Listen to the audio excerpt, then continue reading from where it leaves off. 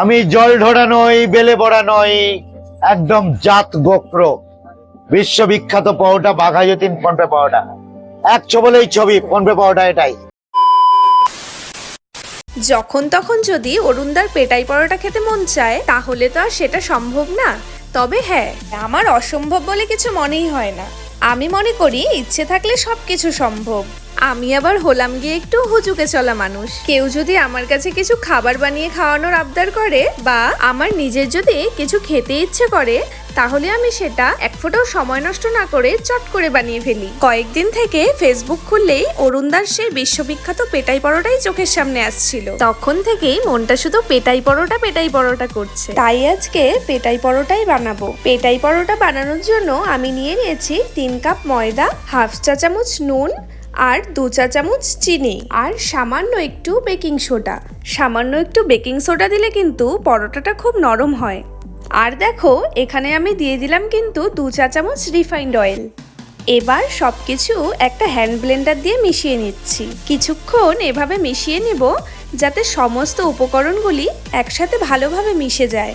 Hand Blender দিয়ে মেশানো হয়ে গেলে তারপর আমি আবার একটু হাত দিয়ে মিশিয়ে নিচ্ছি। ছোট ছোট যে দানাগুলো আছে সেই দানাগুলোকে হাত দিয়ে খুব ভালো করে মিশিয়ে নেব। আর এখন আমি উষ্ণ গরম জল দিয়ে ময়দাটা মেখে নেব। জলটা কিন্তু একটু একটু করে অ্যাড করছি। এভাবে একটু একটু করে জল অ্যাড করব আর সেটাকে মাখবো, তাহলে ময়দার ডোটা একদম পারফেক্ট হবে। ময়দা মাখার সময় তাতে একটু উষ্ণ গরম জল দিলে লুচি বা পরোটা খুব সফট হয়। আর হ্যাঁ, কিছু কিছু সময় ময়দা মাখার টাইমে আমি উষ্ণ গরম দুধও ইউজ করি, তাতে লুচি বা পরোটার টেস্টটা দ্বিগুণ হয়ে যায়। দেখো, কথা বলতে বলতে কিন্তু আমার ময়দাটা মাখা হয়ে গেছে। আর একটা কথা বলে দিই, জলের পরিমাণটা কিন্তু আমি একটু কমই দিয়েছি, কারণ যেহেতু আমি এখানে খাওয়ার সোডা ইউজ করেছি, তাই জলের পরিমাণটা একটু যদি বেশি পড়ে যায় তাহলে কিন্তু ময়দাটা হাতে লেগে উঠবে। এরপর এই ডোটার উপরে ভালো করে একটু তেল মাখিয়ে কিছুক্ষণের জন্য ঢাকনা দিয়ে ঢেকে রাখছি। মোটামুটি 15 থেকে 20 মিনিট পর এসে ঢাকনাটা খুলছি। আবার 1 থেকে 2 মিনিটের জন্য ডোটাকে হাত দিয়ে মেখে নেব। তোমরা হয়তো বুঝতেই পারছো ডোটা কতটা সফট হয়েছে। আর ডোটা যতটা সফট হবে, লুচি বা পরোটা কিন্তু ততটাই সফট হবে। ডোটা কিন্তু আমার খুব ভালো করে মাখা হয়ে গেছে। তারপর আমি কয়েকটা লেচি কেটে নিয়েছি। এবার একটা একটা করে বেলে নেব। ময়দা দিয়ে লুচি বা পরোটা বেলার সময় কিন্তু আমার ভীষণ অসুবিধে হয়, সে কিছুতেই গোল হতে চায় না। যখন আমি আটার রুটি বানাই তখন কিন্তু পুরো চাঁদের মতো গোল হয়ে যায়, আর যখন ময়দা দিয়ে লুচি বা পরোটা বানাই তখন পুরো একটা দেশের ম্যাপের মতো হয়ে যায়। যাই হোক, কোনো রকম টেনে টুনে একটু গোল করে নিয়েছি। এবার ওপরে 1 চামচ রিফাইন্ড অয়েল দিয়ে ভালো করে মাখিয়ে নিচ্ছি, যাতে প্রত্যেকটা জায়গায় খুব ভালো করে রিফাইন্ড অয়েলটা লেগে যায়। এবারে ওপর দিয়ে একটু ময়দা ছিটিয়ে নিয়েছি, তারপর সেটাকেও ভালো করে হাত দিয়ে মাখিয়ে নিচ্ছি। এভাবে করলে কিন্তু ভেতরে খুব সুন্দর করে লেয়ার তৈরি হয়। তারপর দেখো, একটা ছুরি নিয়ে মাঝ বরাবর অর্ধেকটা কেটে নিলাম। তারপর খুব সাবধানে হাত দিয়ে একটা কোণা তুলে নিয়ে স্টার্টিং থেকে এন্ডিং পর্যন্ত ক্লকওয়াইজ ঘুরিয়ে নিয়ে আসবো। এভাবেই কিন্তু ভেতরে খুব সুন্দরভাবে একের পর এক লেয়ার তৈরি হয়ে যাবে। এটা কিন্তু অবশ্যই খুব সাবধানে করতে হবে। দেখো, এখানে কিন্তু আমার নিচে লেগে যাচ্ছিল, তাও আমি খুব সাবধানে কাজটা করছি। এবার শেষের দিকটা ফিক্স করে হাত দিয়ে চেপে একটু বসিয়ে দেব। তোমরা ঠিক এভাবেও করতে পারো, অথবা আমি আরেকভাবে তোমাদের দেখিয়ে দিচ্ছি।